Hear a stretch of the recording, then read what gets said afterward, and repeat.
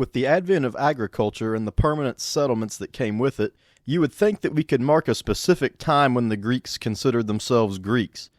Unfortunately, we cannot do this, but we can look to the Mycenaean civilization for the earliest record of a distinctly Greek language and culture.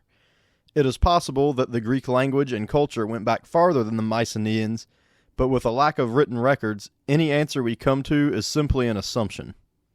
Before we get straight into the features of Mycenaean civilization, we need to look at their roots in a group of people called the Indo-Europeans. The idea that Indo-Europeans migrated into Europe from Central Asia is based in the similarities between the Western European, Slavic, Iranian, and Indian language groups that point towards descent from a single ancestral language. The similarities in later languages, like the names of the chief gods, Zeus Pater in Greek and Jupiter in Latin, can offer hints about what Indo-European life was like. In this case, we can safely assume that they had a patriarchal society. Some scholars suggest that the Indo-European move into Europe was more of an invasion than a migration, and they imposed their way of life on the indigenous people through violence and force. Others argue that they peacefully assimilated. On the topic of patriarchy, it is very unlikely, in my opinion, that Indo-Europeans violently forced it on the indigenous people of Greece, who probably already had a male-dominated society due to the living conditions of the Stone Age. Another group of people we need to look at are the Egyptians. According to the historian Herodotus, the Greeks borrowed much of what they did from the Egyptians. He wrote in his histories, "But as to human affairs, this was the account in which they all agreed. The Egyptians, they said, were the first men who reckoned by years and made the year consist of 12 divisions of the seasons. They discovered this from the stars, so they said. Furthermore, the Egyptians, they said, first used the names of 12 gods, which the Greeks afterwards borrowed from them. And it was they who first assigned to the several gods their altars and images and temples, and first carved figures on stone. Most of this they showed me in fact to be the case." Modern research shows that Herodotus' account is valid, and the archaeological evidence available to us proves that the Greeks were trading with not just the Egyptians, but other Near Eastern civilizations as early as the 2nd millennium BC. During this period, the Late Bronze Age, we can see various traits emerging in the Minoan and Mycenaean civilizations that would be seen by later societies as distinctively Greek. In the 3rd millennium BC, their forerunners learned how to smelt bronze, lead, silver, and gold, which would have an impact on warfare, farming, and the general aesthetics that the ancients found pleasing to the eyes. For the wealthy members of society, owning a decorated weapon or wearing ornate jewelry was a sign of status.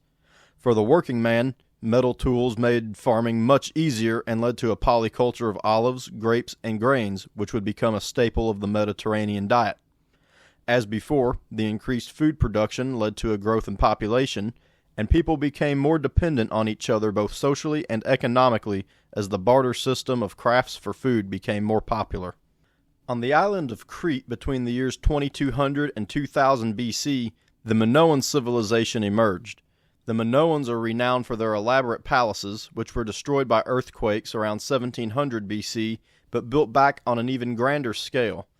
In these palaces, which served as economic centers, accounting records inscribed on clay tablets with a script we know only as Linear A have been found.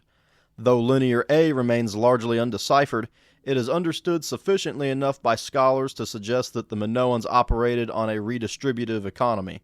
The centralized administration of the palace systems not only controlled the production and redistribution of wealth in their own territory, but they also had a monopoly on maritime trading, so individual merchants rarely had the opportunity to expand their businesses overseas.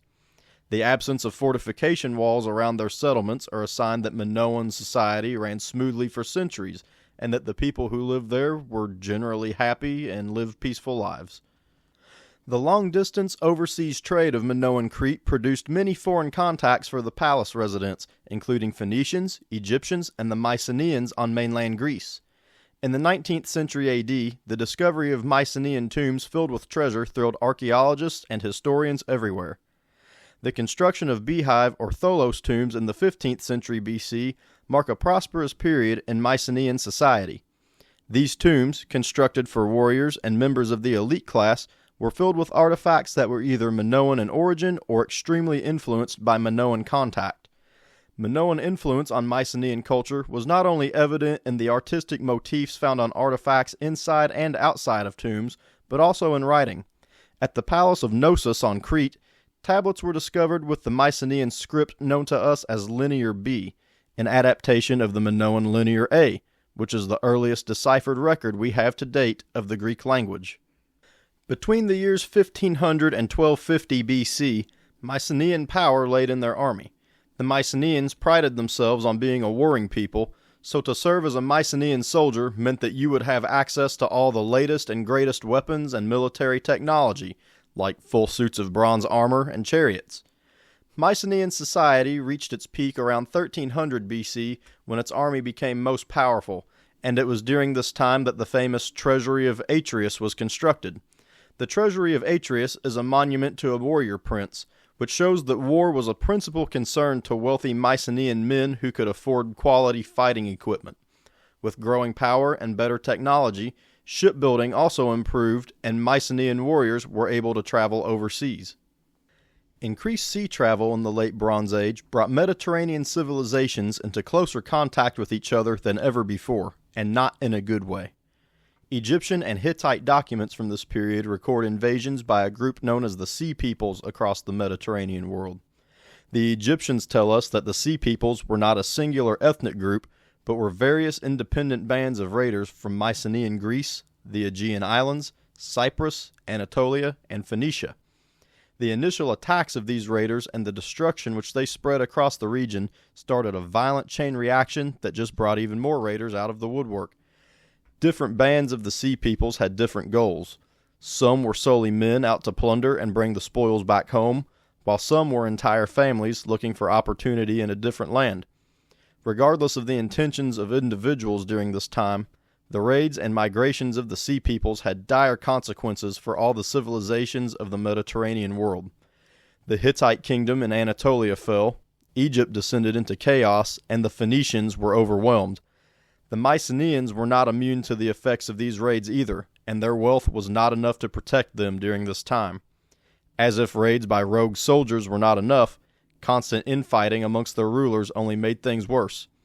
And so it was around 1200 BC that the Mycenaean civilization fell and their palace economy collapsed, spiraling Greece into its dark age.